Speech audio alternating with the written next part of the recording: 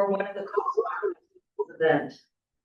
Our mission is in our title, being responsible stewards of the land, the water, and the air to preserve for future generations. Our focus as of late has been around education of the residents of St. Croix County on the increasing nitrate contamination in our rural wells and the increasing pollutants in our bodies of water. We're happy to help out tonight and sponsor this. We're here today. Oh, before I start, there's bathrooms in the right-hand corner once you go out, and there's materials at the end if you haven't gotten a hold of those. And the snacks, weren't they great? From table 65, as well as the squash from Threshing Table Farms. We're here to lay out today what we know about the Tenmile Creek project and about Wisconsin policy and about how our community can impact this project. We're here to listen and learn with respect. It is not a space for us to interject our opinions or to vent frustrations, but our concerns and our frustrations and our hopes are important. And this is hopefully the first of many multiple events where we'll be laying the groundwork. The next after tonight will be where do we go from here? And you'll be able to write down your concerns and questions that you have. Up here is a QR code if you're familiar to do that with your phone, where you can put information and input. Also a sheet that you picked up tonight. We encourage you to use that. If you'd like to be part of the discussion, please put all your thoughts down for us so that everyone can speak and be heard. If you have major concerns, continue just to write them down for us and we'll look and review them carefully. Thank you. Glad you're here tonight. Question? I'd like to introduce Becky. We'll go into questions in a bit from the watershed coordinator for Wisconsin Farmers Union. Becky, thanks for joining us.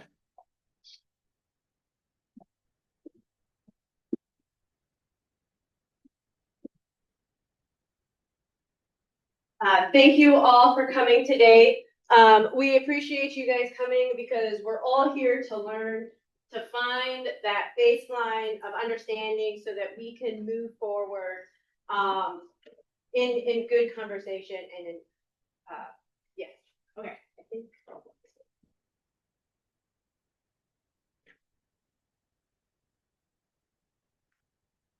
Down? I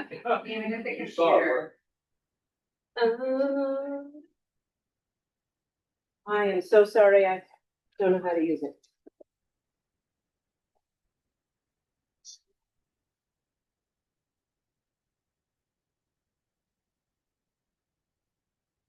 So I'll give a little bit of so I'm Becky Brathal. I grew up all over St. Croix County.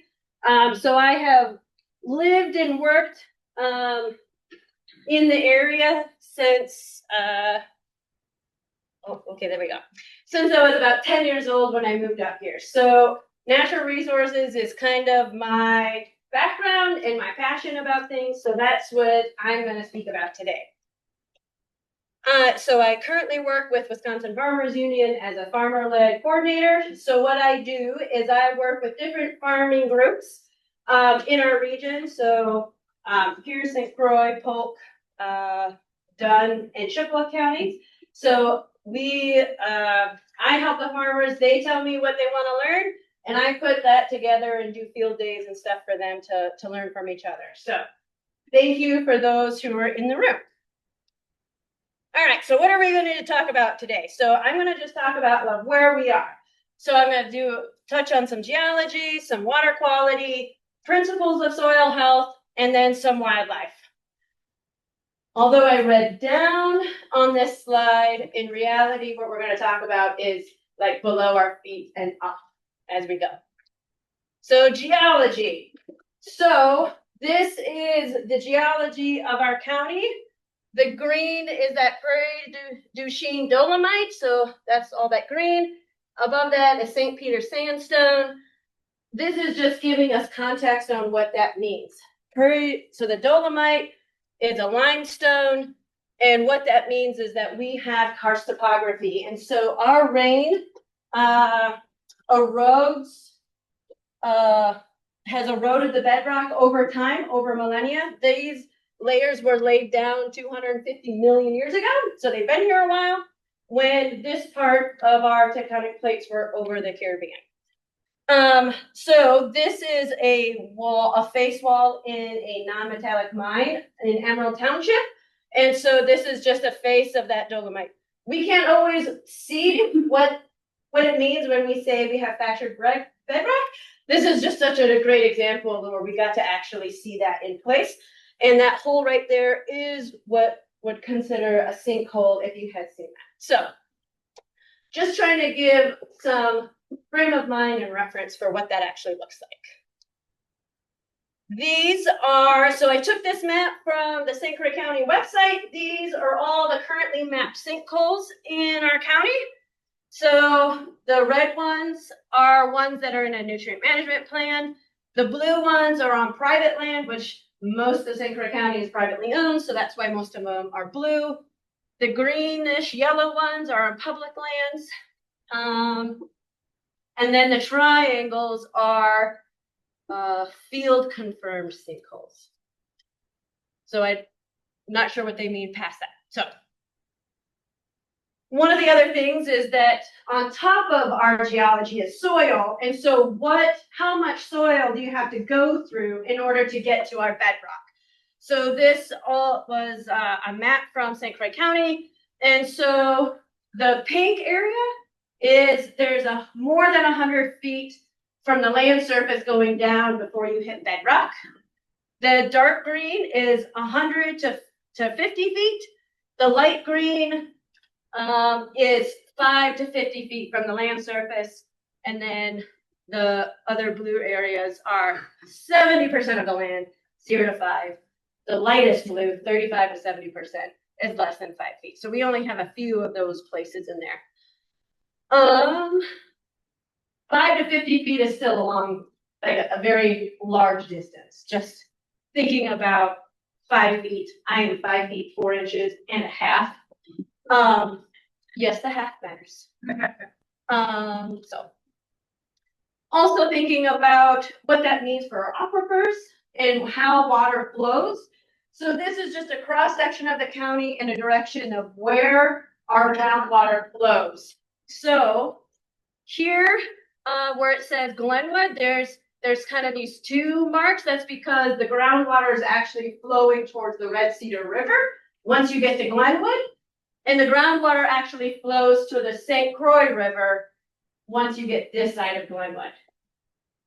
So when the water flows under the surface through the rocks, and it is flowing towards the lowest point. So for us, the St. Croix River is the lowest spot. So that is why you see it flowing in that direction.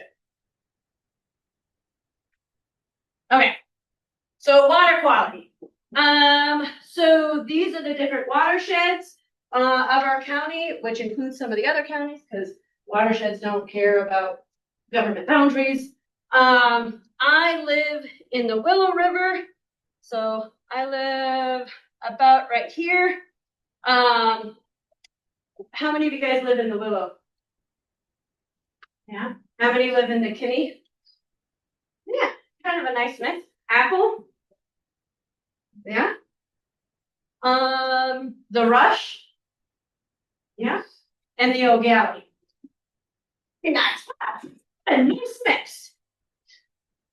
All right. So with thinking about water quality, this is what I got off of the DNR website to show all of our lakes and streams get measured by DNR specialists. And so these waters that you see in red here and yellow, those are impaired, and those are impaired for sediment and phosphorus.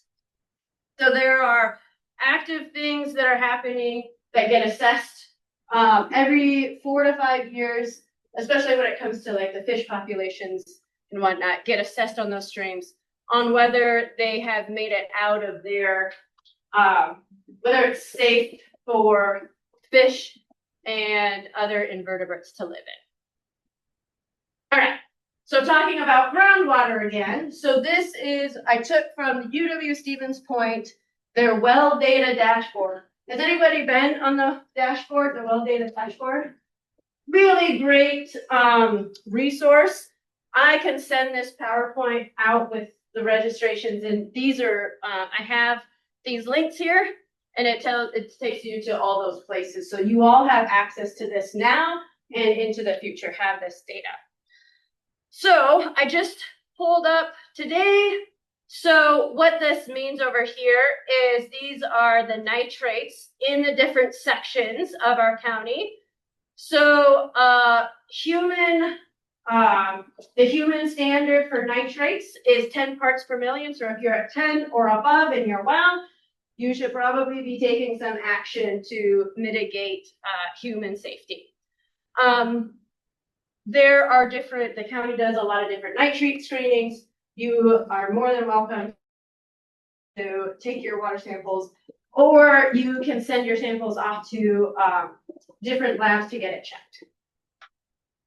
The boundaries here, so this is still, like right here is the Kinney, this is all of the Willow, just as these purple lines are watersheds. Okay. So moving up out of the ground, so now we're. Sorry. Sometimes when you move next to the video camera, it blocks the PowerPoint slides. So maybe just kind of moving that. Do I stay over here? Yeah. Okay. That's fair. Thank you. Yeah.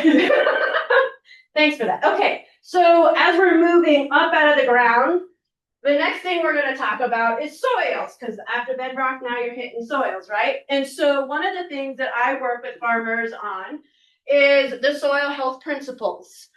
And so these principles help with water storage and filtration. They capture carbon, biological function and biological diversity, and then increasing productivity.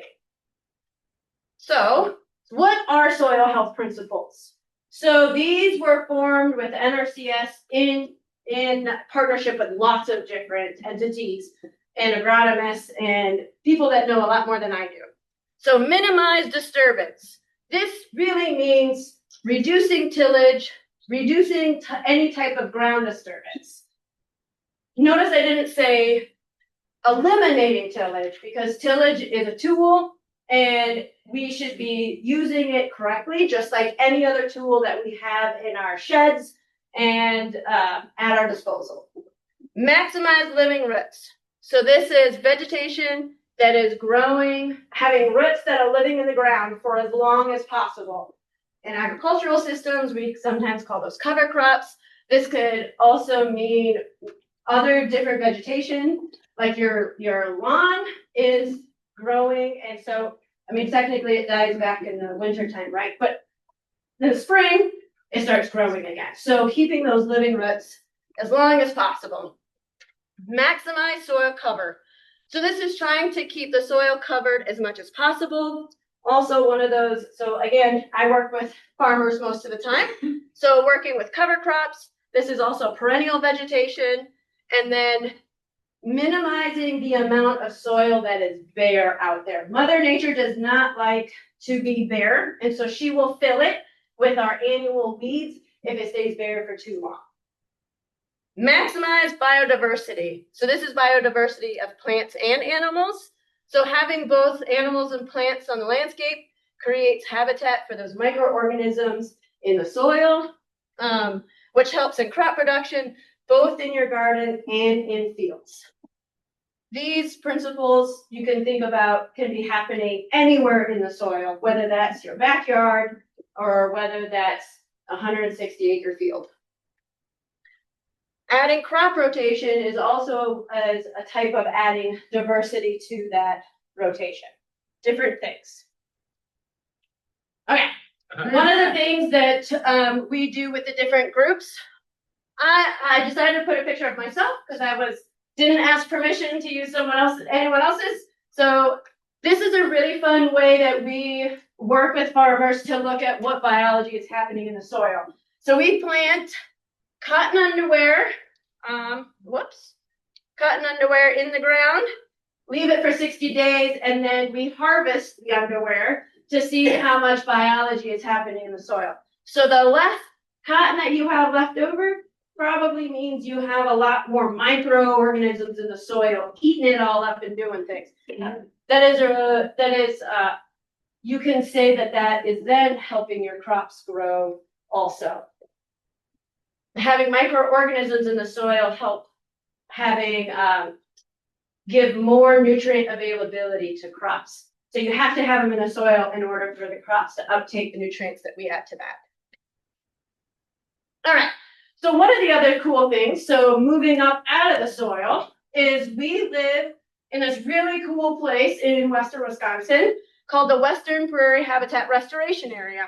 That means most of where we are was tall grass prairie pre-European settlement. So what that means is that when we stood here in Richmond and looked out to the east, there was almost no trees up there. And that's the reason why we have the town of Star Prairie. That's why we have Erin Prairie Township. So all of these place names give us some historical context of what used to be here. This is a really cool diagram of prairie plants.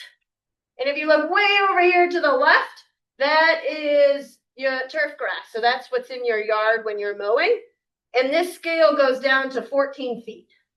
So those prairie roots that were growing here had some really deep root systems. So really cool graphic. And so the map that you see there, that the center light colored, light yellowish color, that was all tall grass prairie.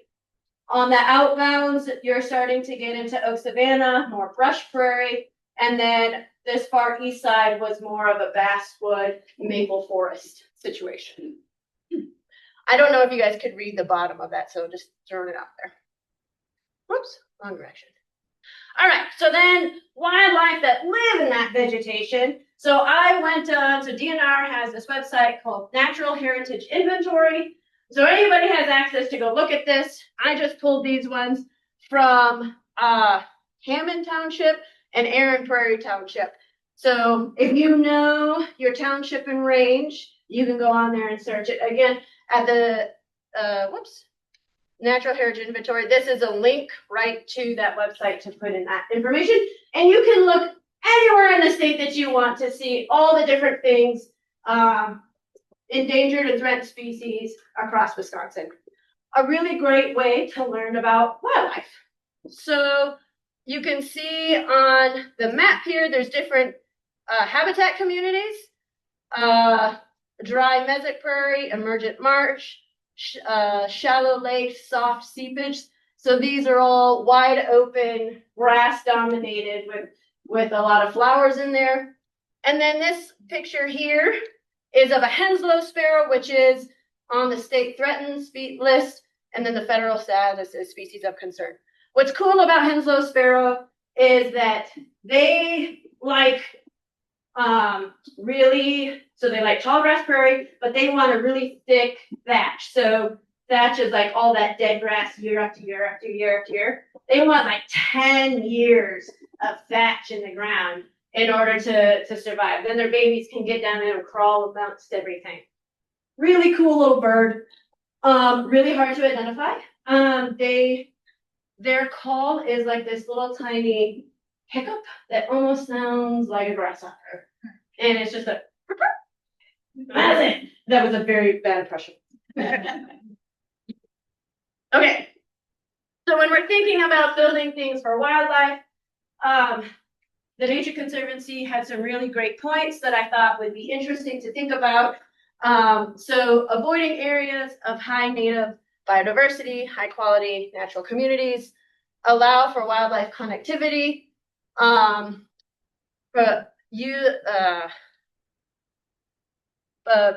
I can't say that word, preferentially, thank you, using disturbed or degraded lands, protect water quality and avoid erosion, restore native vegetation and grasslands, and provide as much wildlife habitat as possible. So things to keep in mind, all in the realm in which development in our region happens. Okay. I think I have a few minutes for questions. Yes. With the sediment and phosphorus Mm-hmm. impaired waters, do we know where that is coming from? So the phosphorus is particulate phosphorus and also dissolved phosphorus. So that comes off of over fertilized lawns and in ag fields. Go ahead. Yeah, I was just gonna say, if you look at the St. Croix County Comprehensive Plan, there's some great information in there about relating to the loss of cropland topsoil. And this is an alarming statistic. From 2001 to 2022, the average rate of loss for cropland topsoil was 3.1 tons per acre per year. That's when a lot of that sediment and phosphorus comes from, and that's the reason that we should all do whatever we can to try and keep that dirt in the fields and our yards and not going into the water. So that speaks to using those cover crops, doing the soil health practices that I had mentioned, all those things. Buffer strips. Yep, all of those things keep soil in place. Keep your soil in place. Go ahead. Is there anywhere that you can guide us to find out what kind of cover crops are best? Because I know that, like for me, my crops come out in fall and then I don't have enough time for it to plant before the winter sets in. Yes, there are a couple. So the U of M actually has some really great resources on putting in your objective and then putting in your timing of year, and then it'll give you a list of things that you can pick from that could benefit you. So I will try to remember to make that in the resource list that we send out. Great, thank you. Go ahead. What was the purpose of showing the map of all the sinkholes? Just as this is something that's here, informational. And are those allowing the phosphorus to get to the groundwater, or? Most of those sinkholes get buffered in some way. And there are laws in which you can't be applying nutrients close to them. Mm-hmm. Good question.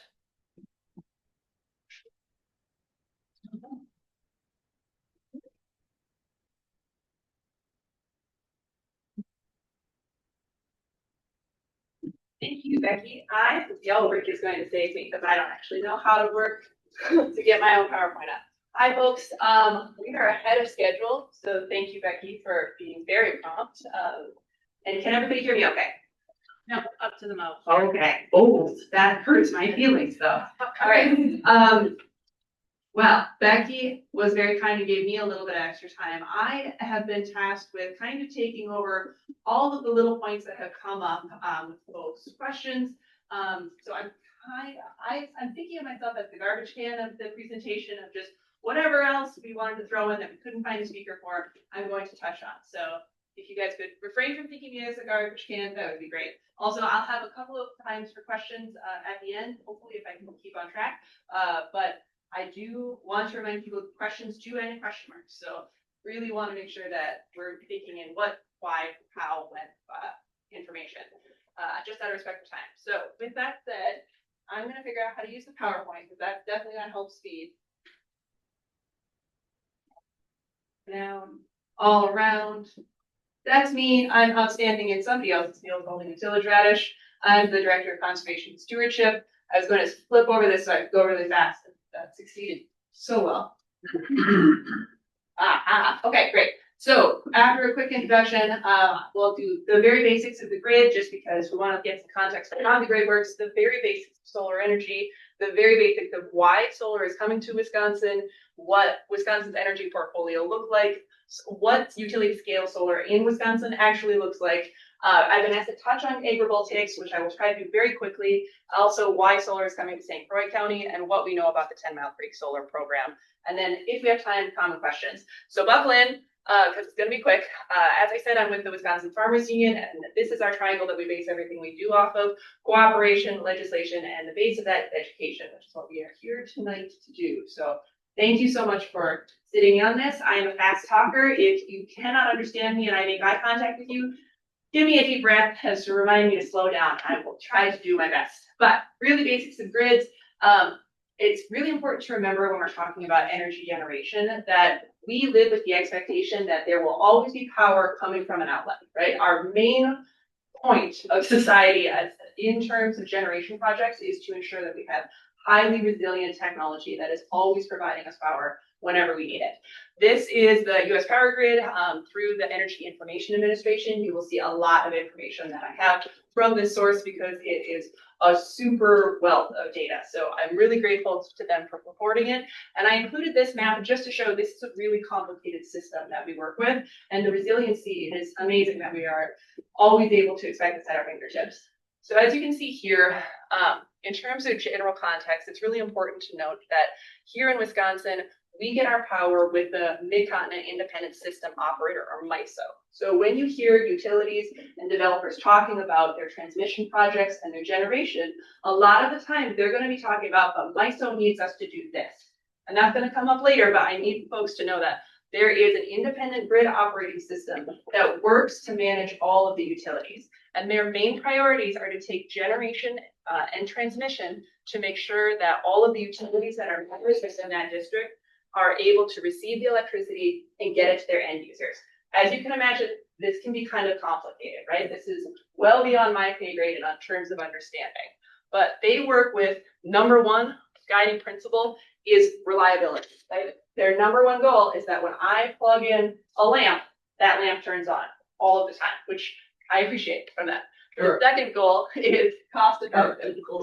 Oh, sorry. Wow, that's way too loud. Okay. The second goal is cost effective, right? So MISO is an independent collaborator that works between utilities because they exist to make sure that there is still competition and that we get an affordable product for our kilowatt hours that we use. So those are the two main parts that MISO exists, and these other operators exist to make sure that we are, as customers, getting the best deal that we can. They also provide great information. So this is MISO's energy mix from last Friday. So as you can see, about a third of our energy comes from coal power right now. And then the biggest portion of this pie comes from natural gas. And that's been true for a while. And then about a little less than a fifth currently through MISO, which is across 13 states, is currently coming from solar. Since we're here tonight, I thought I would highlight those key pieces. Also important to know, so as I said, reliability and resilience is really important. If you look at this one, the top line here, this is our consistent demand across time since 2002. It's staying relatively level. We'll see it go up a little more here as it has gone up, and we don't know what the future holds, but our mix has generally changed. So since 2002, this brown line here that's trending downward, that's coal. And you can see that in about 2014, and 2016, natural gas started surpassing coal, which makes sense. And that's about the time that a lot of our communities were having conversations about fracking, right? Natural gas started getting cheaper, coal started getting more expensive. And so we started seeing a change in our energy mix. Around this yellow line here, I wanted to mention, if we often see yellow as solar, I want to highlight this is nuclear power here. So that's a pretty consistent source. That's not changing very much, which is not surprising because nuclear power plants are hard to get built in communities, right? Next up, down here in the red line at the bottom, also pretty consistent, that's our hydropower. Again, we're not building new hydroelectric plants, so that's saying it's a pretty straight line. These ones on the bottom that are creeping up are interesting though. So around 2006, we start seeing wind creeping on, and that's again when we start seeing that become more cost effective as the technology changed and as the cost of energy was getting more expensive. And then in 2014, we started seeing solar here in the light blue start taking more of the grid up for part of our generation mix. So going to the very basics of solar, I feel almost like I'm patronizing people talking about this, but we get this question a fair amount. So basically, a solar array has three parts, whether you're putting it on your roof or whether you're putting it in a field and generating it. So you go from the panels here, then to an inverter. This can look like a substation. On a home, it looks like an inverter, which they'll call the heart of your solar system. those panels are mostly glass, which is not surprising in terms of mass because glass is a lot more expensive. Then inside that you have a polymer, which is plastic, right? Plastic film. And then you have your metals and stuff that are taking the energy, turning it into electrons and sending it to the grid. So we do get a lot of questions on what's inside those. And this is roughly the makeup you can find. It's going to change based on the technology in the specific panel, but this is the general makeup. So what I'm a big fan of looking at things and seeing what they actually look like. So here you can see on the left is the solar panels out in the field. This is that first part, and then the inverter or substation will look like this. This is what takes the panels from DC to AC, DC to AC, there we go, and then onto your transmission lines. So roughly, it's really important to note that there are 3 different parts of this, and you'll often see, as we know, in St. Croix County, they're working on transmission, right? That's part of what they have to do with PSC. They also have to find space for substations, and then they also have to find space for the panels themselves. So next question I often get really early on is, why would we put solar in Wisconsin? We're so cold. We're so far north. It doesn't work here. This slide here I received from MREA through a rooftop solar presentation they did with us. They provided us a solar irradiance map, which I'm very grateful for. And as you can see, a lot of what people say is right. We get more sun in the Southwest. So why don't we put everything down there? But I'll note that we still do get a fair amount of sun here, but it does look like a lot of difference, right? Look, it was very kind of MREA to show me Germany, which, as you can see by my German heritage, we are not used to getting a lot of sun out here. There's a reason I am so pale. There's 300 days a year of clouds, which I found out on my honeymoon in Germany, and they still have a huge mix of solar in their portfolio. So with that understanding, we know that if you can make solar work at this latitude with less sun than we get, it is very likely that it makes sense that we can do solar here. So if we can do solar in terms of physical capability, that doesn't mean that it's affordable, right? Power in Europe is definitely more expensive. They pay more per kilowatt hour than we do here in America. So the next question is, why would we have it in Wisconsin? It's so expensive. So this report came in 2025. This is the Lazard Levelized Cost of Energy report. Lazard is an investment firm that provides investment advice as far as I can tell. And they are telling people where the investments are going to come from. So if you look down here at the bottom line, gas and combined cycle, that's our natural gas. That's about 42% of our energy mix. That they are saying on the bottom end is $48 here. If you look up at coal, again, you can see why we are dialing down our coal, because it is definitely more expensive than natural gas. Up here, the fourth line up is your gas peaking plant. And again, that's more expensive because you have to turn that on every once in a while. So gas peaking plants are really expensive, but your combined cycle plants are quite affordable, which is why they take a big piece of our electrical generation right now.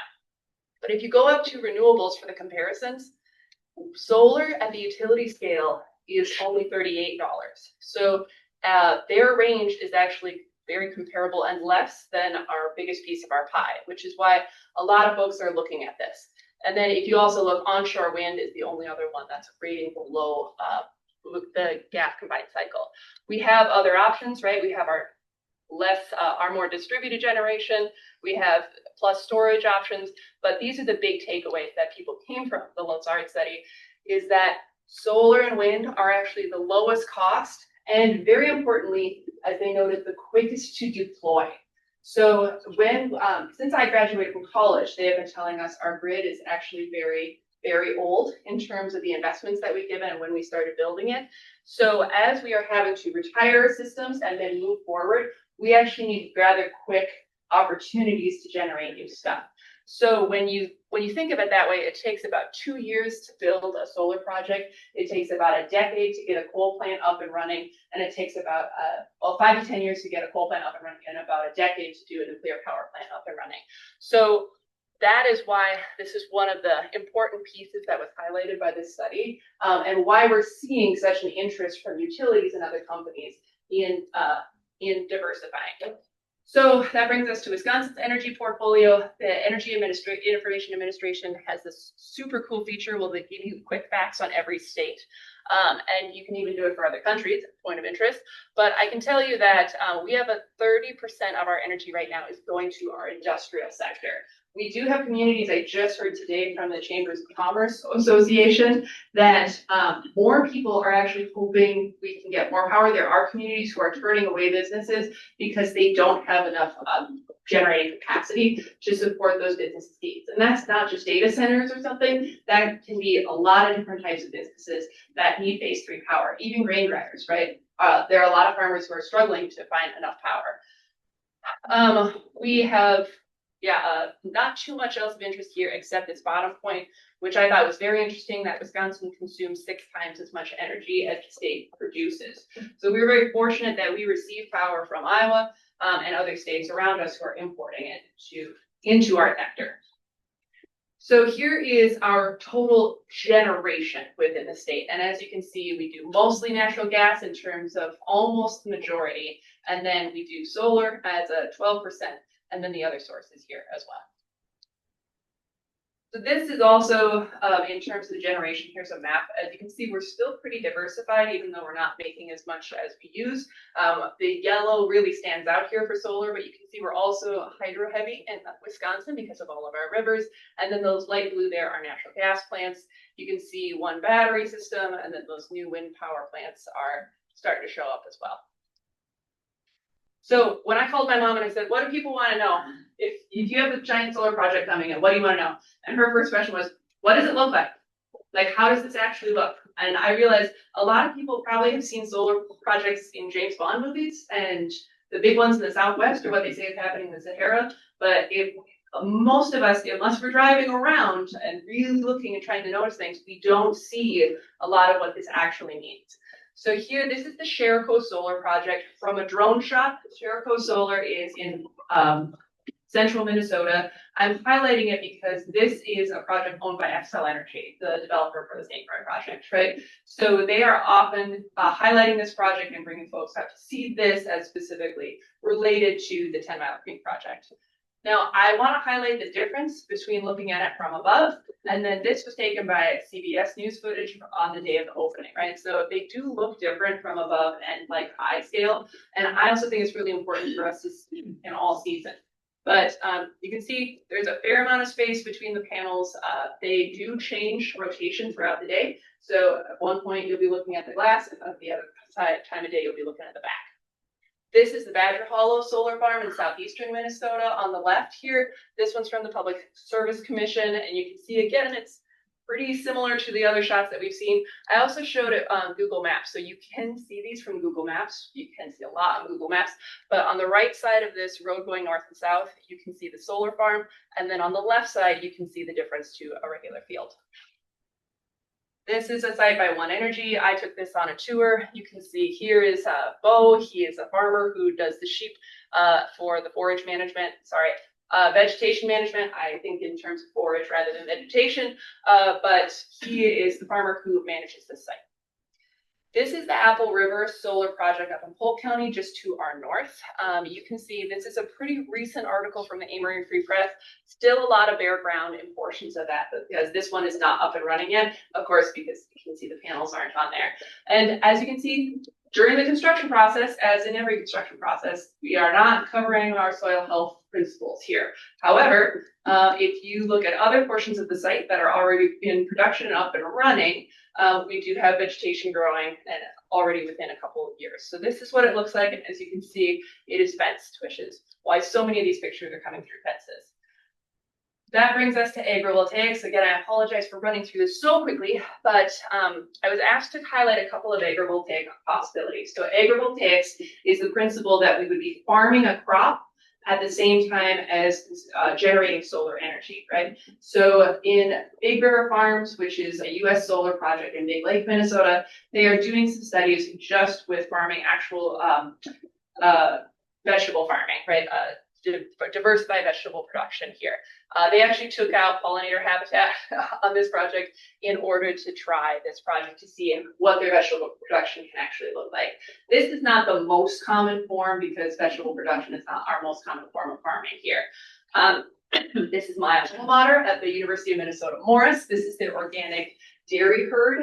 When they install their solar panels, they put them extra high, which because they were very forward thinking, so that they can actually fit the cattle under the panels without being worried about it. So they are doing combined production of milk and solar on the same site.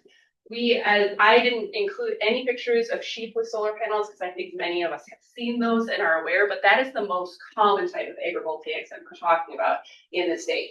Now, part of that I want to say, because Becky gave me those extra couple of minutes, it's really important to note that every foot you go up with those panels is extra feet you have to go down. So it increases the cost really significantly to build. And so we are really seeing more low to the ground sheep projects. So the next is, why is solar coming to St. Croix County? The short answer is the King plant shutting down in 2028. They have already submitted the King plant to the PSC. The plan is for the King plant to shut down. A lot of people think, well, certainly it will get cheaper to produce coal. Actually, it's a very expensive plant to run. When I called them, they said it takes 18 hours to get started. We just use it for peaking during the winter, during the worst part of the year. In 2020, they started just running it half the year because of the expense, and they saved their customers, they said, $3.5 million. So they are rather excited to remove it, as is the community that has the game plant around it in some cases.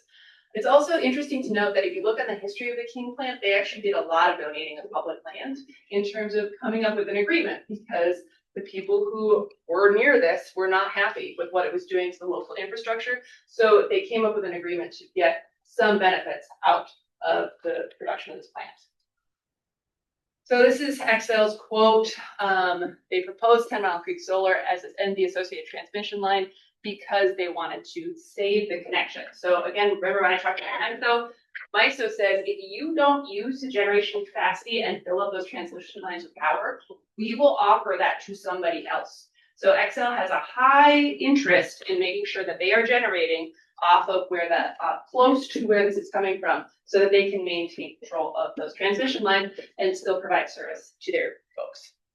So what we know about the Tenmile Creek project, they are saying that by the end of this year, they will propose, send in their application to 300 megawatt of project by late 2025. They also note that they have leases for approximately 5,000 acres. So eventually they're hoping to do 650 megawatts, which is actually more than the on the nameplate, I should say. So in St. Croix County, they did release the maps. This is, so as you can see, this is central St. Croix County. Interesting look if you wanted to look back at the groundwater testing on the quality of groundwater in this area. I would recommend taking a gander at that.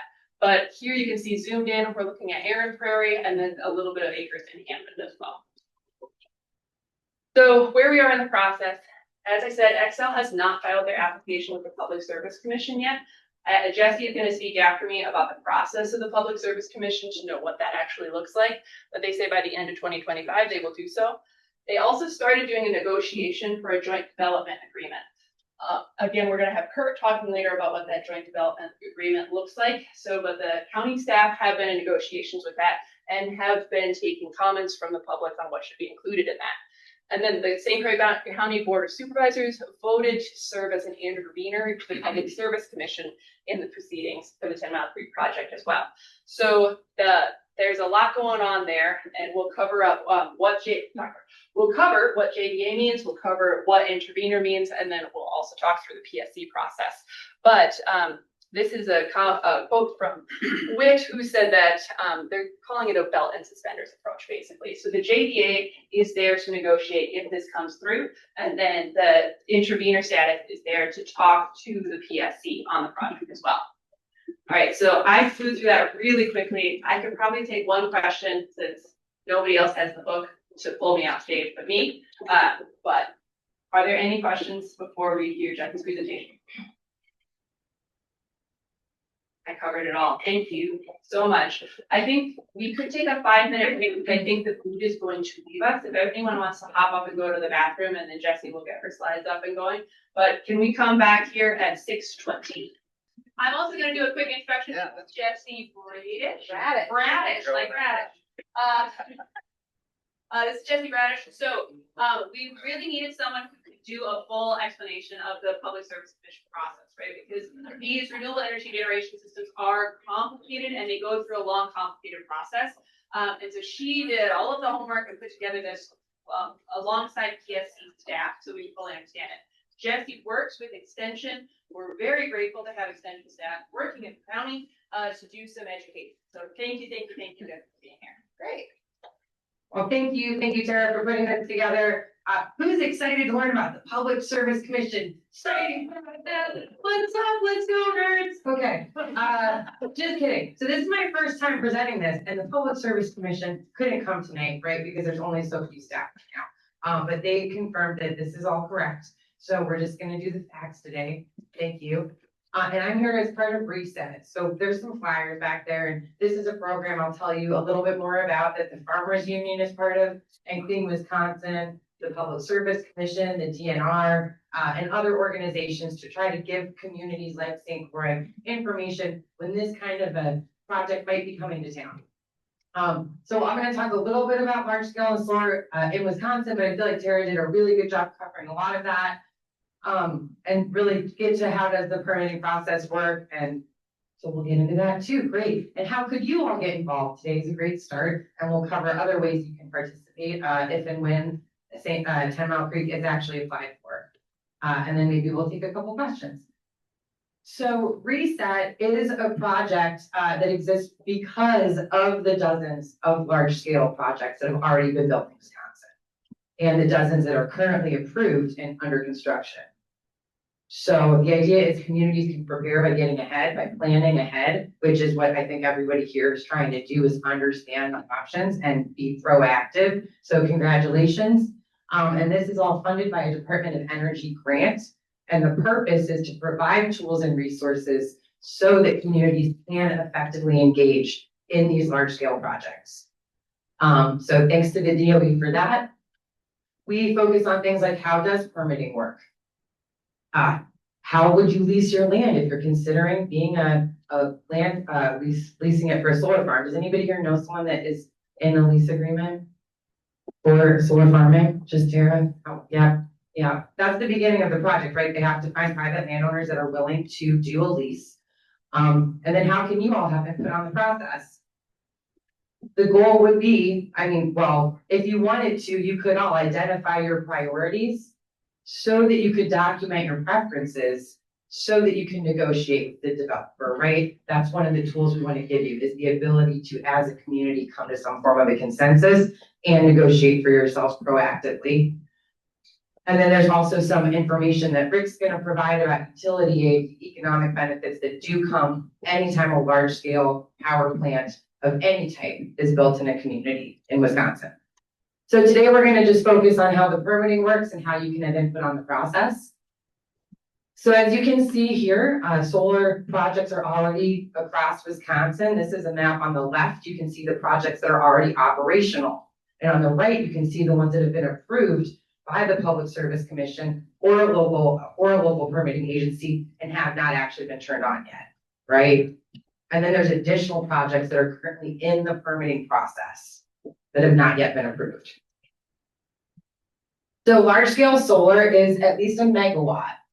So what's a megawatt? It takes up on average about 7 acres of land, and that would power about 150 homes. So for scale, this photo is a 1.5 megawatt project.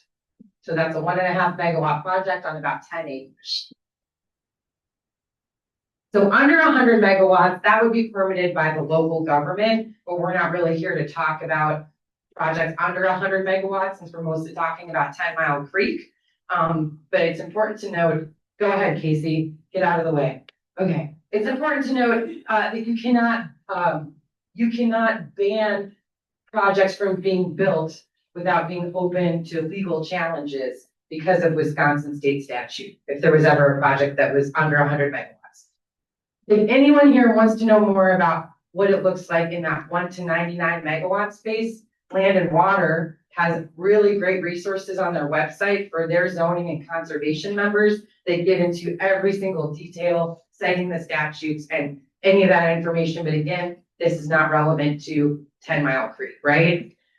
What's relevant for 10 Mile Creek is that the Public Service Commission is the group that would permit this project. And the ways you can still be involved is giving public comment throughout the process. We're going to get into a lot more detail about that. And the Public Service Commission will consider a few things if they're in the comprehensive plan or in an ordinance, like about environmental and safety concerns. But that needs to have already been published before the application is submitted, right? So just so everyone here is clear, 10 Mile Creek has not yet applied for the application, right? We're thinking maybe late 2025 based on Excel's last comments. If St. Croix County were to pass some form of an ordinance or comprehensive plan before the CPCN is submitted, that would be considered by the PSC. But once the project's been applied for, they won't allow for additional local planning, if that makes sense. So here's a bit of a word wall about the PSC. Did you know that they manage over 1,100 utilities?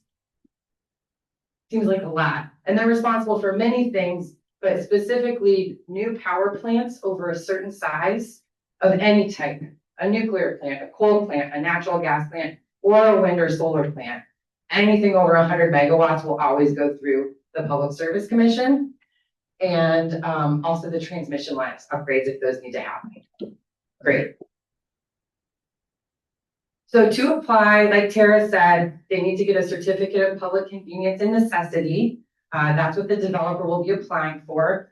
And that's a very long document. If you want to see what an application looks like from another project, you can go on the Public Service Commission website. These are hundreds of pages long applications that include lots of information about construction, operation, and decommissioning, end of life treatment for the project.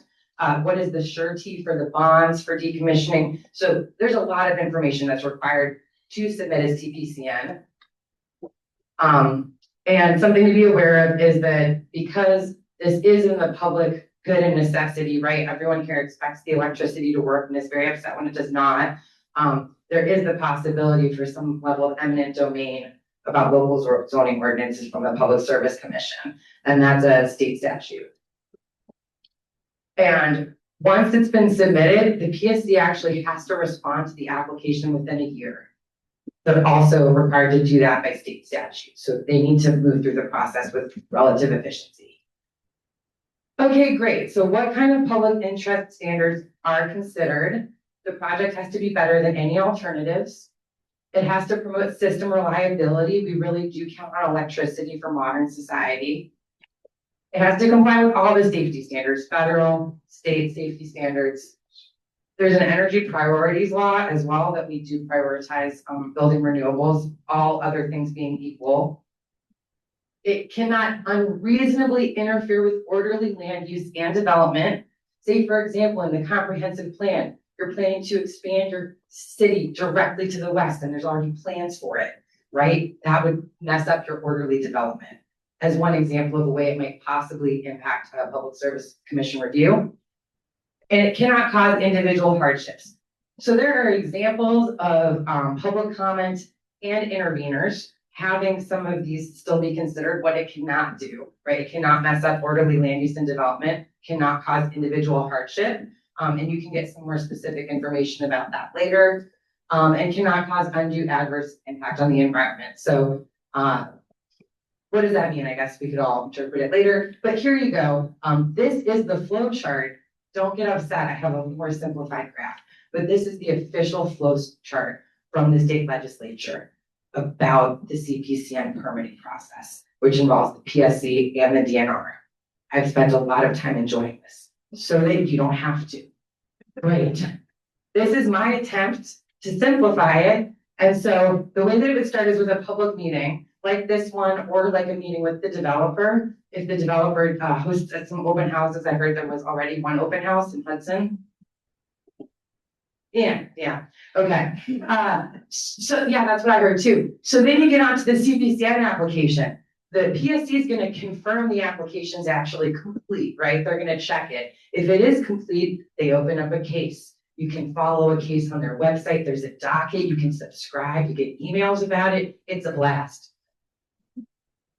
They're also gonna send out a letter notifying the public. It goes to schools, libraries, local government, people, property, neighbors, things like that. So the Public Service Commission is letting everybody know, as soon as they know, that this project's actually been officially applied for. Then the PSC goes through a scoping period to decide what kind of environmental review they're going to do. Usually they start with an environmental assessment, but if it's very clear this project is gonna have a very large impact, they may go right to an environmental impact statement. But while they're deciding what kind of a review to do, there's a public comment period. So this is the first public comment period you can participate in. It's before they even do the environmental review. And you could be speaking on your environmental concerns about this project. Then they go on, they do their environmental review. They consider those initial comments. And then once it's completed, they publish that and there will be another comment period. Very exciting. The length of the comment period depends on the type of review. So if it's an environmental assessment, you get 15 days to respond to the environmental assessment. And that is specifically, do you think we need to do an environmental impact statement as well, right? Do you feel like there's additional environmental concerns and you want to see a deeper environmental review? That's what you would be commenting on. If they did an environmental impact statement, there's a 45-day comment period. So either way, the PSC will scope the project, say what they think the environmental impacts are. You will all have a chance to comment, and they encourage you to comment within the scope of the hearing, right? If it's about the environment, those are the comments that are actually going to be impactful. We'll talk about how to be effective in a few seconds here. But that's not even it. There's also a public hearing. You could go in person. You're not sick of it yet. They ask that you only submit one time per comment period, like either mail or online, right? And then if you want to go testify in person, it's all recorded by a stenographer, and that goes into the record and is actually seen by the commission. There's also a technical hearing. So if the St. Croix board does participate as an intervener, they will also be able to participate in the technical hearing as an intervener, but there's a lot of legal requirements around that. Everyone's under oath. They can be cross-examined to give you a sense of what the technical hearing is like. You can comment during the public hearing. Again, that could be online, by mail or in person. And then the commission makes its final decision on whether they're going to approve, modify, or deny the project. And then the PSC will issue a written order. At that point in time, the CPCN has been approved. They do still have to get federal and state permits and all other requirements, but construction could begin for the developer as soon as they're done with that. And has the PSC ever denied a project? No, they have not. Great. Just so you know. Okay, so things you can do, and if you want to know, we're going to send this all out afterwards, right? The list of the resources. Look, who here has gone to the PSC website? Because you just got to know. I mean, honestly, it is all right there. It's a little bit exact and specific. So, you know, sometimes it doesn't feel the most accessible, but I think it's very clean and everything you want to know, I go hear it right from them as well. You can read the notification letter. You can read the construction application if you don't have anything else going on. Attend some public information meetings. Go to the scoping meetings if they have them. Confirm you're on the mailing list if you want to get mail. I get easy email updates about Vista Sands and other projects. I'm just following to see what happens to understand how the docket system works. You can submit comments in all of those comment periods. You can read other people's comments. You can read the environmental assessment and you can testify. And as we said previously, you can come as a member of the public or as an intervener. Sounds like the county board is already doing that. It is a commitment that comes with some responsibilities as well as some rights. And so I think that's probably covered for your community at this point. And to be effective, you want to be specific and ideally have an alternative. And it can't be, don't build this in my county for it to be effective, right? You can say whatever you'd like. But they have some really helpful one-pagers, how to prepare something that's effective. And in the first two public comment periods, those are just reviewed by PSC staff. Okay, so if you submit during the scoping period or during the environmental review comment periods, it'll just be reviewed by staff to see whether they think it's important. If you want the commission to see what you said, the exact comments that are submitted at the public hearing are then given to the three commission, just so that you understand the difference. But someone will be reading every comment that is made by the public. So to reiterate, the scoping comment period, you have 10 days. The environmental assessment comment period, you have 15 days. If they do an environmental impact statement, there will be another 45-day comment period. And then there's the public hearing. So there are up to four opportunities, depending on how it goes, for public comment. And as I said, the testimony will be part of the record for the decision if you decide to participate at the public hearing. And that is how exciting it is to know more about the PSC siting process. Thank you, everyone. I hope we all made it through. You were great. Please go ahead. On the PSC, and are they appointed or elected? There are three people on the commission, and I didn't get any more info, but yes, they're appointed. Thank you. Great one. Thank you. Any other? How does the comprehensive plans of these townships and cities play into this? So I think that is a great question, and we are working on creating some more examples. I've seen some of where something was taken into consideration. I don't have that documented for you right now, but I think it's the concept of orderly development. If you're planning to already move in the north direction of a city, for example, right, you're expanding. Who was just saying some town's trying to acquire another town to build a subdivision? It would be very specific, and maybe we could get into that some other time more when I have more information. But I would say if there's something in the comprehensive plan, it could be considered. If it's not there, it could definitely not be considered. That's 100% of the shots you don't get it. I was just wondering if you could tell us again your name and your background, and thanks so much for all the information. Well, thank you so much. Yes, I'm Jessy Bradish, and I work for UW-Madison Extension on this project. And I moved here in November from Illinois. Forgive me. Thank you. You're asking about conditional use permits. Is that part of the application process, or is it? That wouldn't apply when we're doing the CPCN. Thank you, Rick. So yes, not in this scenario. Thank you. You put up a slide that gave some timing from the time the application is filed until it is received. Is that 2 months, or would it be longer than that? I've always heard that it's between 1 year and 18 months. That's what we had heard too, but I have a lot of different flow charts. I don't have the one I'm thinking of here, but the PSC confirmed they have 1 year from when they confirm, when they get the application in and they confirm it is complete and they create the case, they are required by statute to complete the review within 12 months.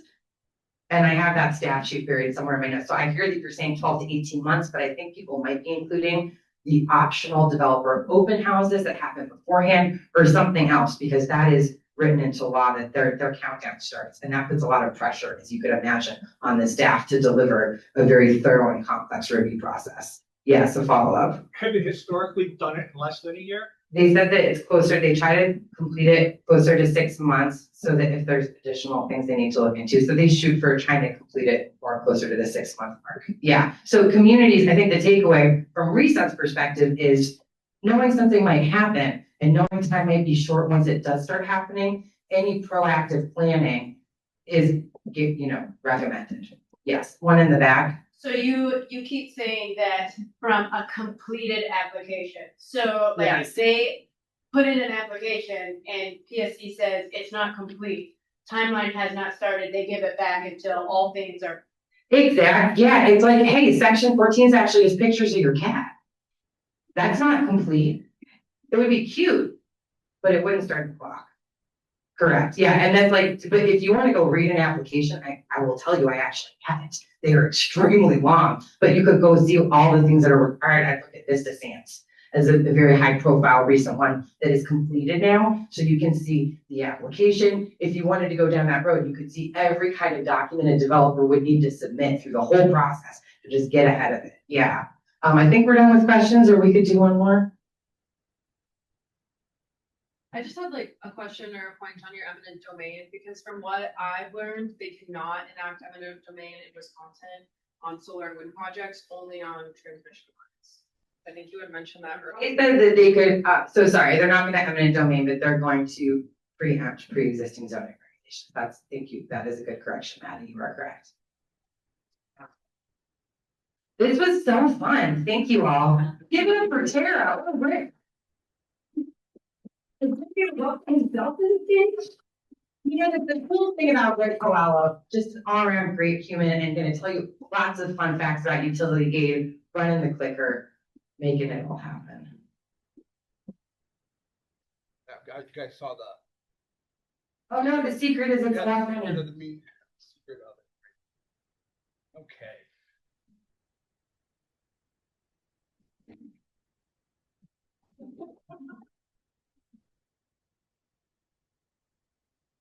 Thank you. My name is Rick Coelho. I am the Rural Energy Campaign Manager with Clean Wisconsin. One thing I want to acknowledge at the beginning, for those of you, is my organization does have a history of supporting large-scale solar projects. We do that when the projects are well cited and take community concerns into account. And, you know, we haven't taken a position on Tenmile Creek because we are also waiting to see what is in the application materials, and we'll make our decision according to that there. But I wanted to acknowledge for this group that we do have a history of supporting projects. But I am here in part because as part of that work, I have developed an understanding of the fiscal impacts on communities at the local and county level when it comes to solar projects. And so when we're thinking about the fiscal impacts, there we go. When we're thinking of the fiscal impacts, there's three main things to keep in mind. The first is that in year one, the conversion of land from an agricultural use to a non-agricultural use typically involves county charging a conversion fee.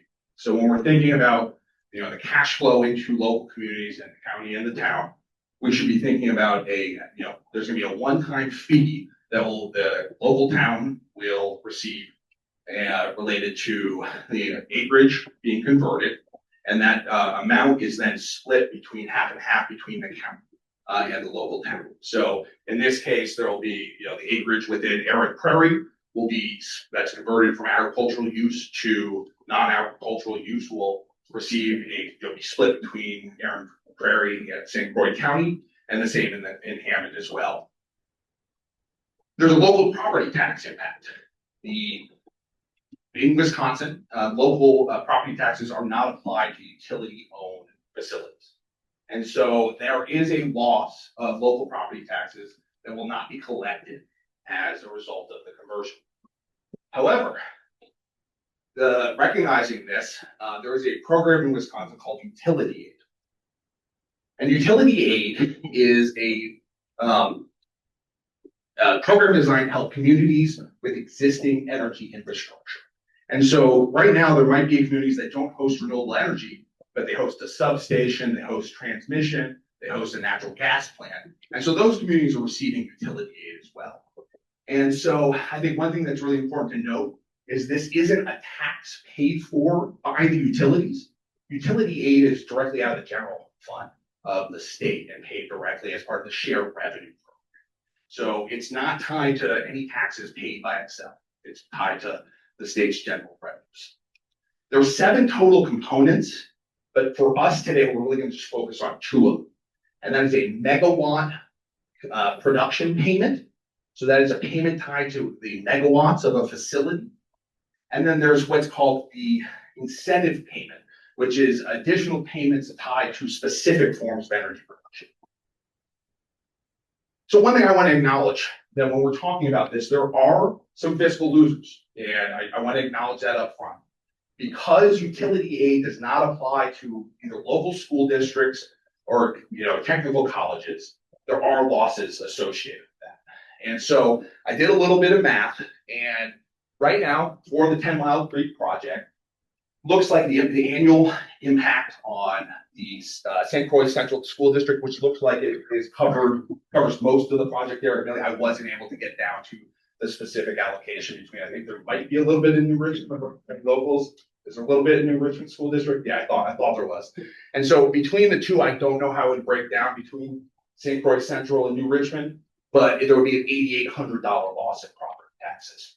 And Northwood Technical College would lose $272 in revenue. And I want to say this is a known kind of cost of this conversion for local schools and technical colleges. And so a lot of communities have addressed these losses by asking the developer to cover them in the joint development agreement. Excuse me, you're using the term ownership. There's no change in ownership here. This is a lease, correct? Yes, there's no change in ownership. Excuse me, it's changing use. What's the difference here? You said Because tax is based on ownership. No, I said tax is based on the use, right? So the fact that it's being moved from an agriculture use to a utility lease, that since the utility is leasing the land and putting utility, owned property on there, it comes off the tax rules. Sorry for the confusion. So how does it work? So it's estimated based on the megawatts per, the megawatts allocated in each community, or you have two different funds. So the first is the $2,000 megawatt production payment. This gets a little complicated because that $2,000 gets split between the town and the county. And it gets split in the cases of towns, a third goes to the town, 2/3 goes to the county. So out of that $2,000 for every megawatt of production in a community, that's gonna be roughly $1,300 to the county, roughly a little over $660 to the town. There's also an incentive payment of $3,000 per megawatt, and that is split between the town and the county equally. So each, for every megawatt of production of a renewable energy project in Wisconsin, a county's gonna get $1,500, the town's gonna get $1,500. Is that guaranteed? So yes, this is written into Wisconsin state law. And so If they don't produce any megawatts, no one gets anything. that is true. We can talk about that here at the end. And if we don't mind, just from a time perspective, we'll get some questions at the end. I want to show you about communities are receiving this now. And so here's just some information. It's some information over here. Oh, we got that.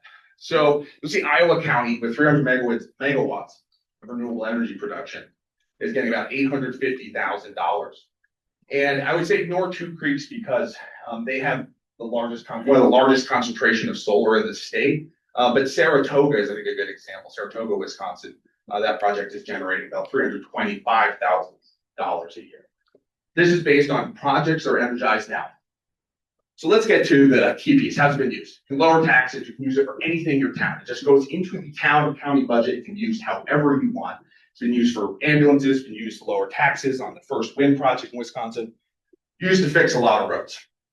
This is the slide I started with, and I thought you all might want to look at. This is an estimate based on a tool from the University of Michigan's Center that's been working with communities across the country to help understand the fiscal impacts. And this tool helps us look at those three components of fiscal impacts. And so you will see that it is estimated that St. Croix County will lose about $3,000 local property taxes, and then $2,000 in Aaron Prairie and $233 in Hammond.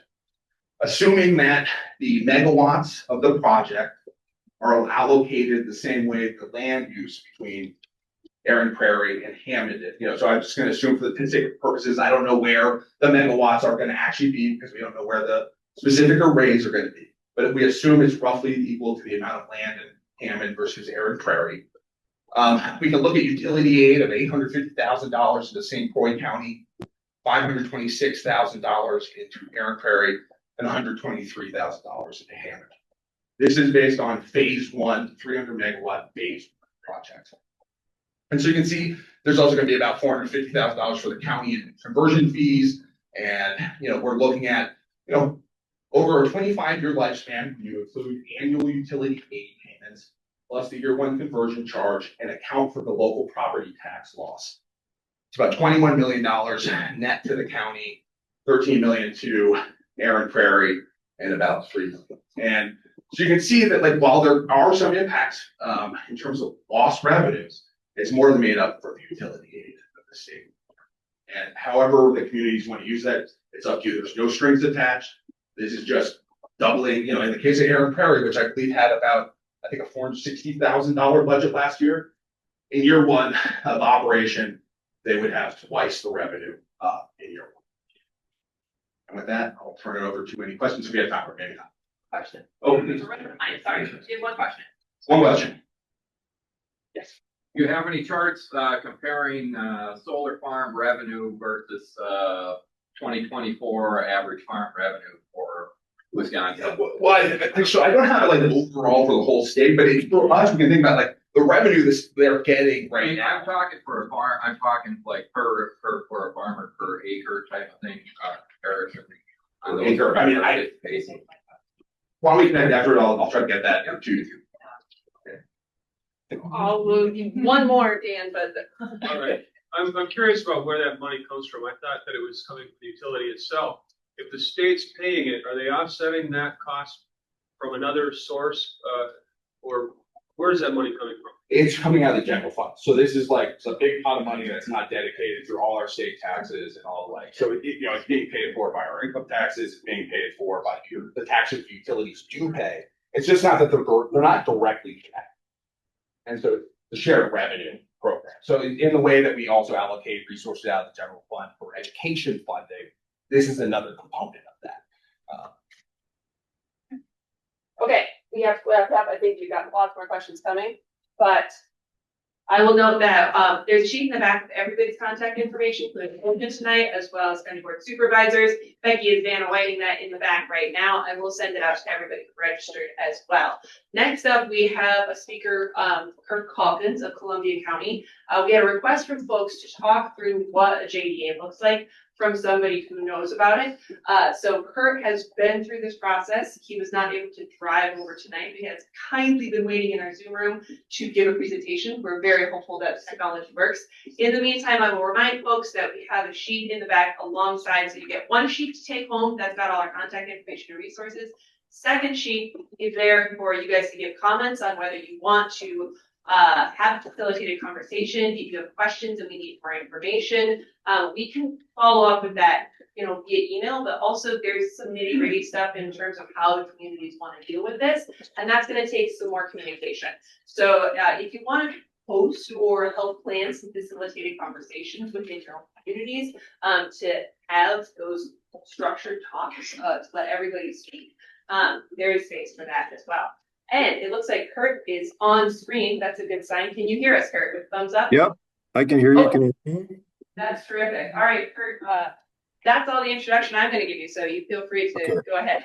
How much time do I have? Do I have just about 10 minutes so I can keep track, or how much time? Yeah, we'll give it 10 minutes. Yes. 10 minutes. All right. I'll trim it down as best I can. So I appreciate joining you guys again. My name is Kurt Calkins. I'm the Land Resources Director here in Columbia County. I manage both our Planning and Zoning Department and our Land and Water Conservation Department. A little quick background.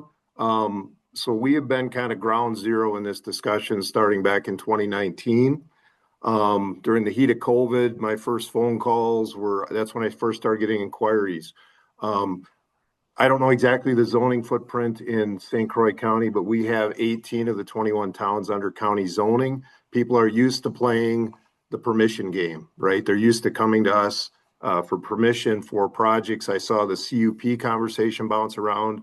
That's basically something people are used to here.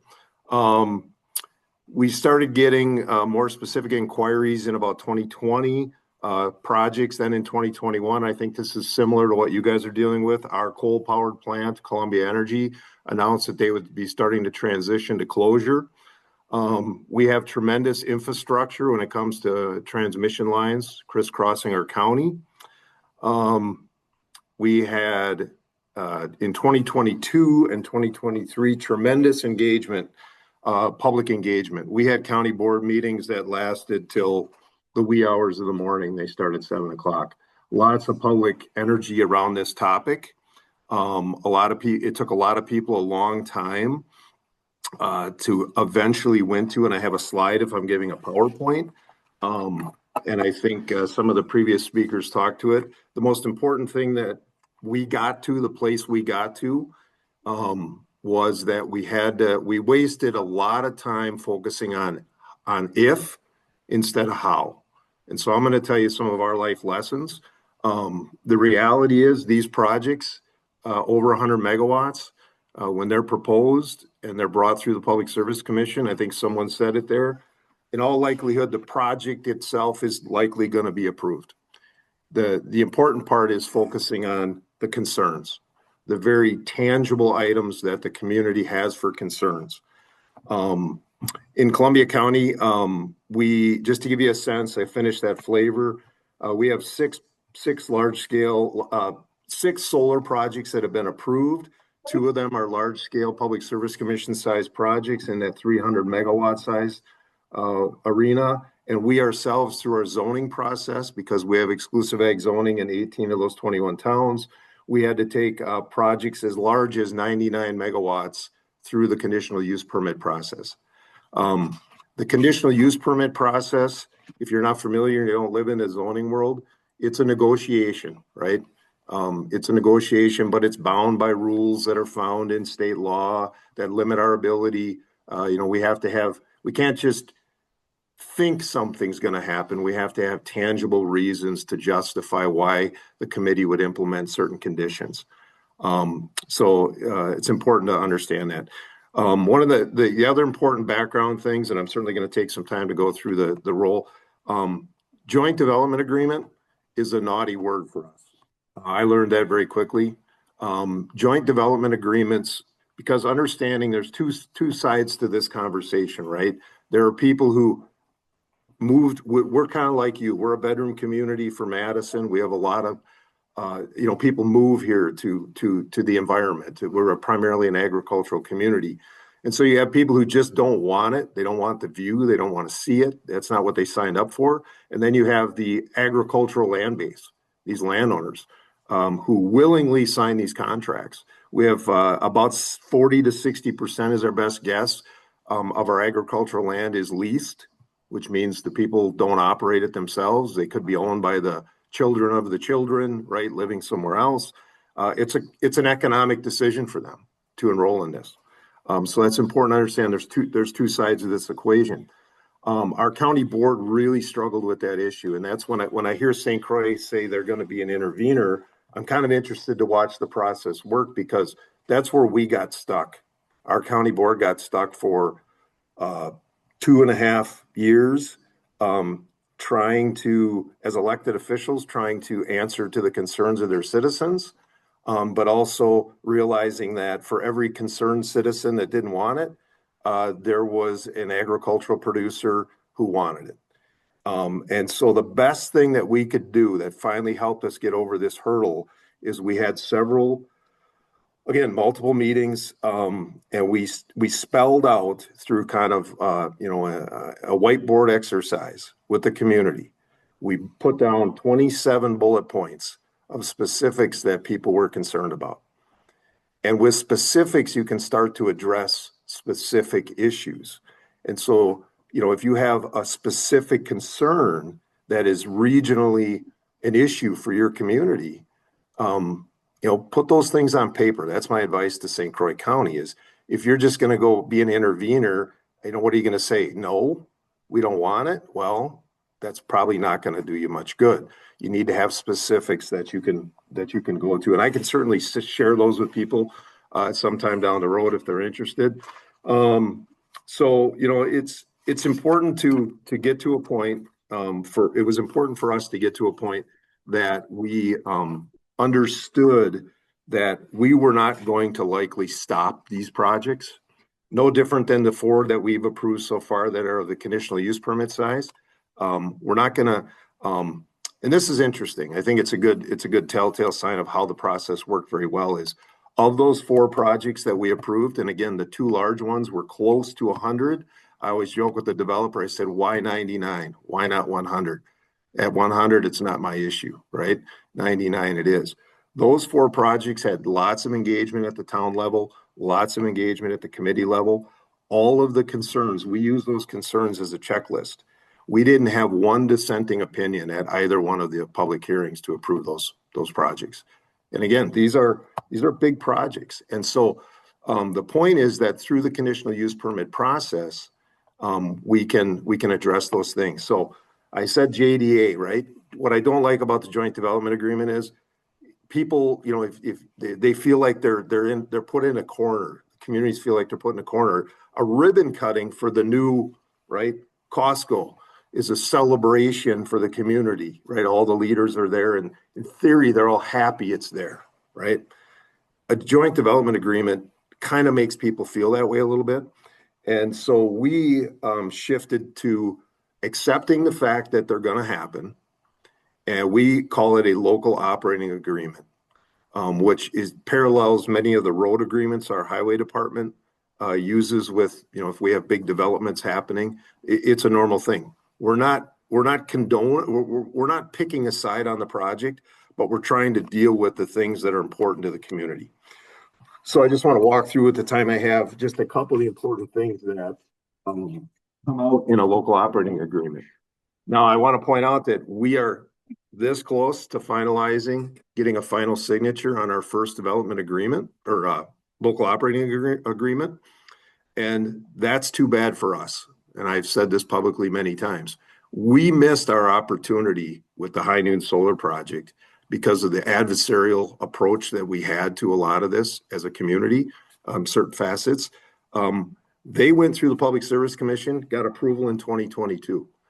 They are starting construction as we speak. I was charged with trying to lead a team of technical professionals at the county to negotiate something because there are important things we need to deal with. So some of those important things that are in these operating agreements, for us, a site plan, and this is maybe unique to us because we have comprehensive zoning, but we get the calls when things happen on the land. My staff gets the calls. We have a very comprehensive system. We track activities that are happening parcel by parcel.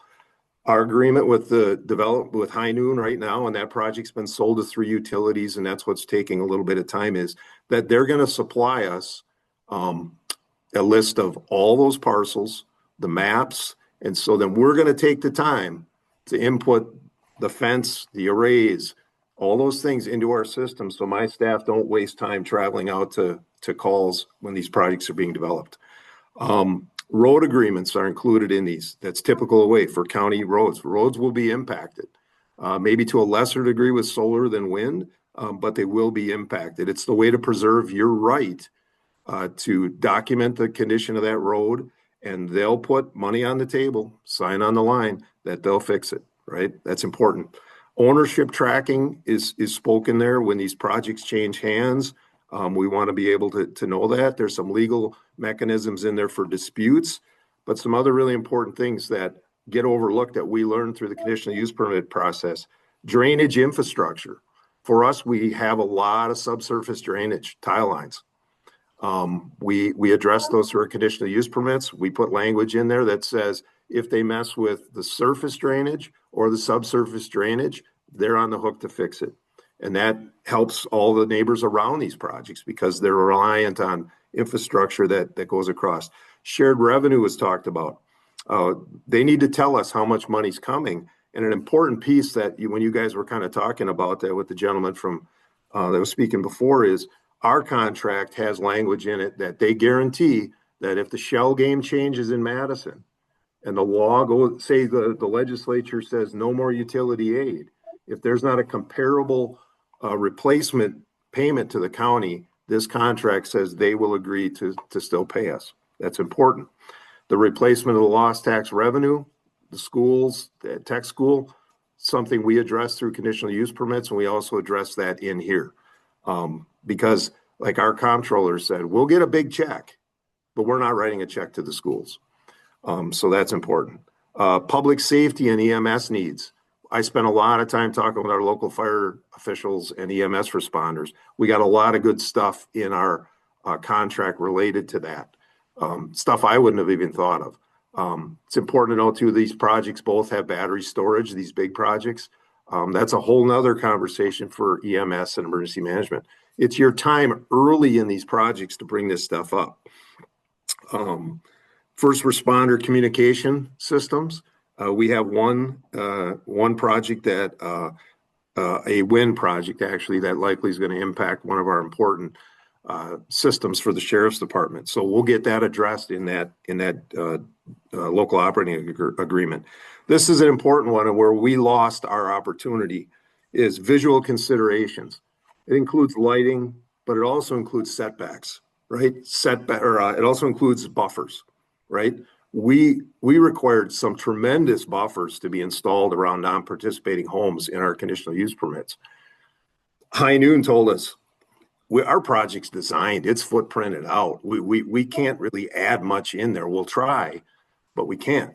If you're 2 years ago, we could have had some really good visual screening included in these projects. Decommissioning assurance, right? That's a requirement of Public Service Commission process, but it helps people when they see the stuff and the money and the bonding in a local agreement. Setbacks is the other one that you addressed in these agreements, but again, we missed our opportunity.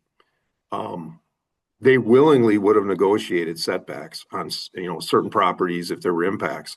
They can't now because they got this, they call it the 90% footprint. It's built out. They implement some general standards, but again, with the conditional use permit projects that we approved, with pressure of the towns and the county, because my committee will say, so what are you going to do about this concerned citizens' concerns?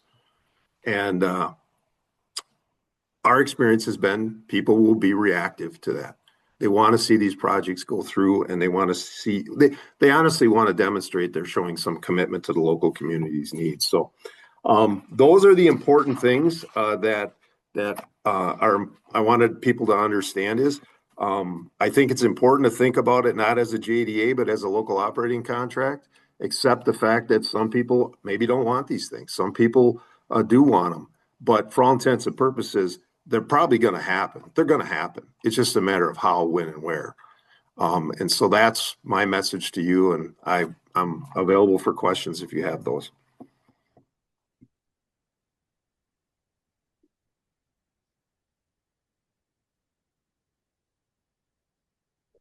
Okay, thank you for being available for questions. I'm going to be standing in the room if we have any questions to call them. Yeah, go ahead, Carrie. My question is, we're seeing people take hard lines. We don't want it, or the landowners. I would like to know if there was any coming together. I'm afraid that communities are going to be split over this. And does he have any ideas about how we can do that? How we can help people? It looks like you're nodding. You can hear that, Kurt? Yep. So I agree 100%. I mean, I was going to say there was a point since 2019 that I seriously considered getting a CDL and going to drive a truck. These are challenging. We had county board members get challenged and recalled over this issue. We've gotten over that, but I don't know that we've totally gotten over it. And so that's where, again, you have to try to not be divisive on the conversation, right? From both sides, right? It's the best I can tell you is open communication, being civil. I'll tell you, many of our interactions were not civil. I was called many names over many of these meetings. Again, people not understanding that we don't have control. So yeah, I think it is important. There's a lot of examples. We have a large wind project that's now coming right in between the two solar projects. Same type of conversation. But again, I told many people, I mean, I have some ideas. One of the challenges I didn't mention, if I can speak quick, is one of the problems is wind already has standards in the PSC 128. This all happened 20 years ago with wind. And what we don't have with solar is any sort of state expectations, standards, setbacks, things. And so what happens is everybody's just left to kind of guess, and maybe negotiate. And I'm not saying to stand, if you say, okay, you're going to have a 500-foot setback in or in state law from any residential structure, I know the reality is that person may not be happy with 500 feet. It could be 200 feet. I don't know, whatever it is, but at least you have a set of standards. Right now, we don't have those standards, and it creates infighting over the conversation. So. Okay, we've got time for another question or two. Do you want? Go ahead, Celeste. So, you mentioned that for the number of the projects that were under 100 megawatts, there was no opposition. Could you please highlight the important factors in the development and presentation and creation of those kinds of things that did not result in the divisiveness of the big pushback? Yeah, and one other thing that didn't come up yet is I think the important part is, right, so those less than 100s go through our conditional use permit process, which means we generate a staff report, we tell the story to the town plan commissions typically host a hearing. We're asking the towns to provide us feedback. We certainly made a point to have staff present at those meetings to help explain the situation. Our towns are really good at it, and they're very community close knit, and they started listing concerns that people had at some of those meetings, and they immediately took that, and a lot of these plan commissions would say, well, we're gonna postpone our decision tonight. We'd like you to go home and do some homework for us. What ended up happening, that's where the negotiations took place. There's one I can think of in the town of Lewiston. This gentleman honestly was upset because he was offered a deal, a contract. He turned it down because he never thought any of his neighbors would. Everyone else took the deal, and they didn't need him anymore. And he was upset, and he felt like he was surrounded now in these things. And ultimately, the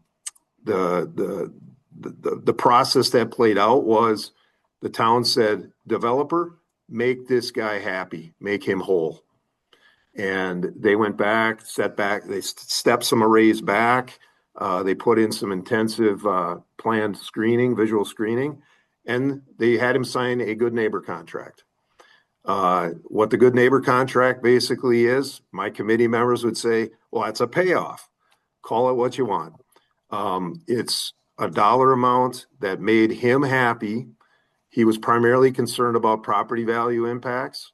I don't know exactly what the amount was, but my understanding is it was large enough that I don't think any science I've seen or any research says his impacts, real or perceived, will be, we had people who'd say, they'd say, I'm taking the check and buying a new fishing boat.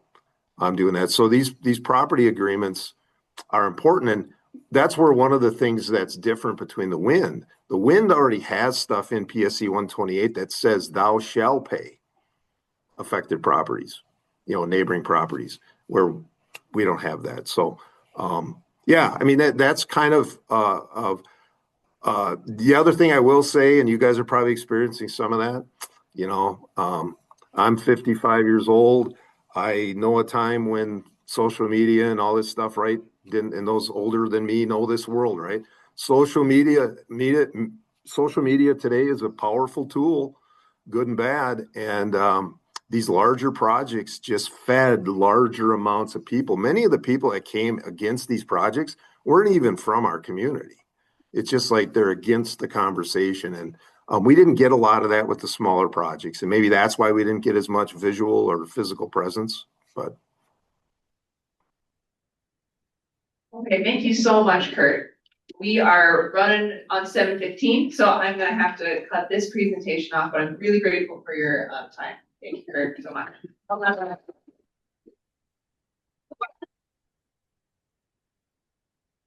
Okay, so we were asked, our real goal here was to get a lot of speakers who have not come to manipulate people's opinion, but just to provide very basic information based on their experience. That's why we only wanted policy breakdowns on maps in Wisconsin, and everybody else here is public servant or has just an interest in the community. When we talked about talking through the JDA process, we were also asked, could we highlight the intervention process? And so we were recommended to reach out to the Wisconsin Wildlife Federation, who spoke as an intervener on the high and medium process about the prairie chicken intersection of that project and the effects it might have. We reached out to Wisconsin Wildlife Federation. Their executive director is currently in Missouri giving a presentation on exactly this topic, but over the weekend they very kindly recorded a video. I was delighted when I received the video. It is 27 minutes long. And so I have a feeling, since it's publicly available. You might not want to sit in these precise chairs and watch 27 minutes of information. I watched it over the weekend and I thought, I'll just cut it. Nope, can't cut it. Oh, pretty good information. There it is. So we will send out this this link via YouTube for what their experience was. As some context that's not stated in the video, they filed as an intervener. They then came to a settlement agreement with the solar company, and thus are part of when you come to an agreement like a settlement is that you can't say bad things about that project anymore. So they are talking through the process. Their takeaway was very similar to Kurt's in that they found that an animosity process coming in late to the game and having very general demands as opposed to very specific demands was not effective. When they got into the room of specifically, here are the concerns areas that we have, that's when they saw the improvements. I hope that is a summary that Cody feels does justice to his presentation, but we will share out their full perspective that they're sharing as well so that people can take their own time on this. But out of respect for everybody else's time, I didn't want to make people sit through that. So Sue has one last wrap up statement, and then I'm really grateful for everybody's patience and and learning, and Cody just chiming in here and there. So thank you so much for your time. That was all right. I'm better than what? You guys. Wow, I have a lot of notes here about all of you. Good information. Thank you. I think we need to give them all a hand for.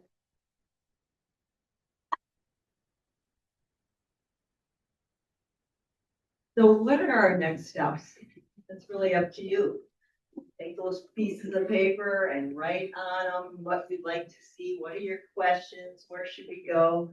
We heard Kurt talk a little bit about when he went in the community with that whiteboard and they started kind of talking about what they wanted. I think, that could be our next step. So think about what you'd like to see happen next. The project timeline really is up to Excel and up to the county. Those next were kind of a part of that, or just depend on that. And he talked a little bit about the JDA, the Joint Development Agreement. And again, just as a reminder, you're only as good as the negotiator that is negotiating that Joint Development Agreement. So making sure if you decide that you want to support that you put all of your wishes. And as a friend of mine that I revere always says, if you don't ask, you don't get. So thank you very much. I'd like to share with you an event happening Saturday, October 4th. It's the St. Croix, there's a flyer at the end there. It's the St. Croix Watershed, a clean food and water forum. Here's a QR code if you'd like to do that. We also have a website at www.stcroixcures.org. Here's our flyer. It's free to attend.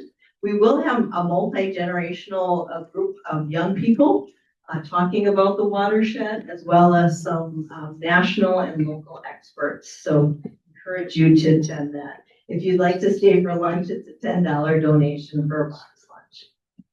Thank you again, and again for being here, and you'll get information from the Farmers Union folks. So thank you.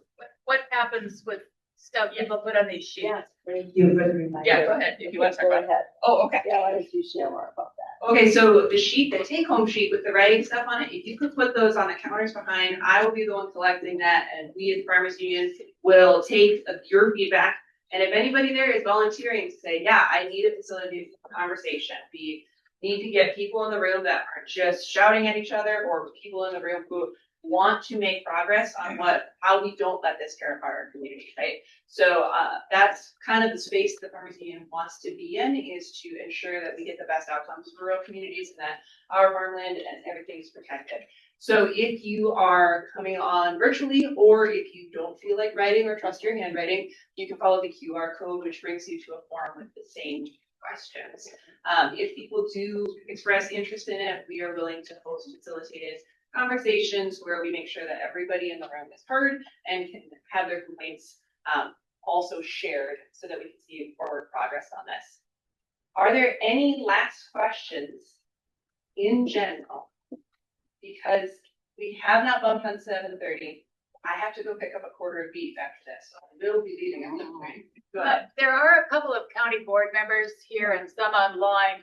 Could we hear any specific suggestion for how people could get their concerns to whoever needs to hear them at the county so they might be included in negotiations? Who do you direct it to? Gary? I would say Jason Cheezitz is our primary contact at the county, or County Supervisor Ken Witt. Probably.